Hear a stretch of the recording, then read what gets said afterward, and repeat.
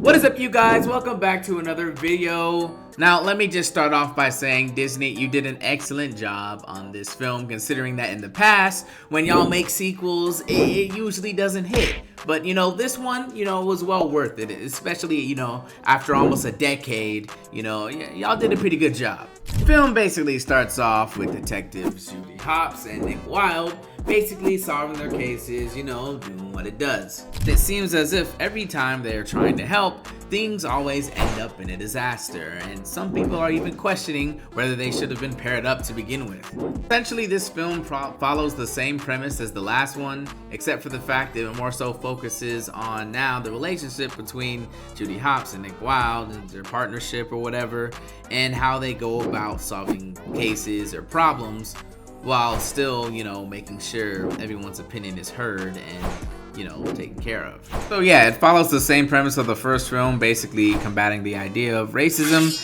and it's more of a louder, more thought out way of thinking about it. Much how, like in the first way, we kind of got the idea of fear and discrimination against the predators, now we're given a little bit more material into the history of Zootopia, and now the people that were exiled is the reptiles. Now, even though it does follow the same premise, it did not have no shortage of its jokes and the charisma that the first film had. It was still very enjoyable, and I very much liked it. I honestly believe it might have been one of the funniest films of this year, I'm not gonna lie. I also like how they made it somewhat relatable, like the scene where Judy receives a text from her dad, and it's kind of equivalent, it looks kind of the same to when, your parents send you like a text message and they don't really know how things really work, so they're just sending a bunch of random emojis or little text phrases and all that, and it's just not working out. Yeah, that was pretty funny. I really enjoyed how they incorporated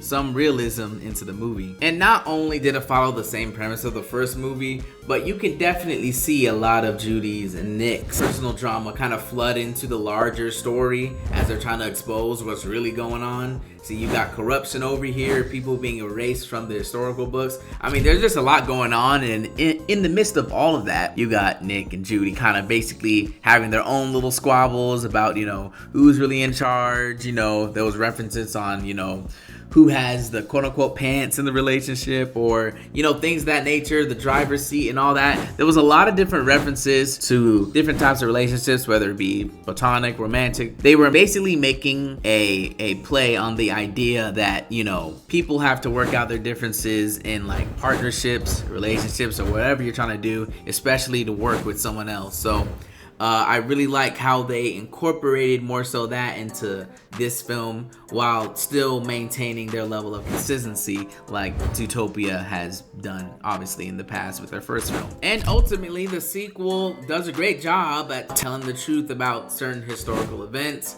fighting for one's beliefs, standing up to corrupt power, standing up to, the different things that may try to conflict your everyday life. I mean, it really debates the idea about identity, cover-ups, who controls who narratives, a lot of nods to like, different political things that are going on, and, how people like to control certain sections or certain neighborhoods and push certain individuals out. It really paints the idea of what's actually happening, but in a PG movie that's designed for, the younger audience. And before you ask, yes, there is a post-credit scene, and honestly, we might be getting a third film.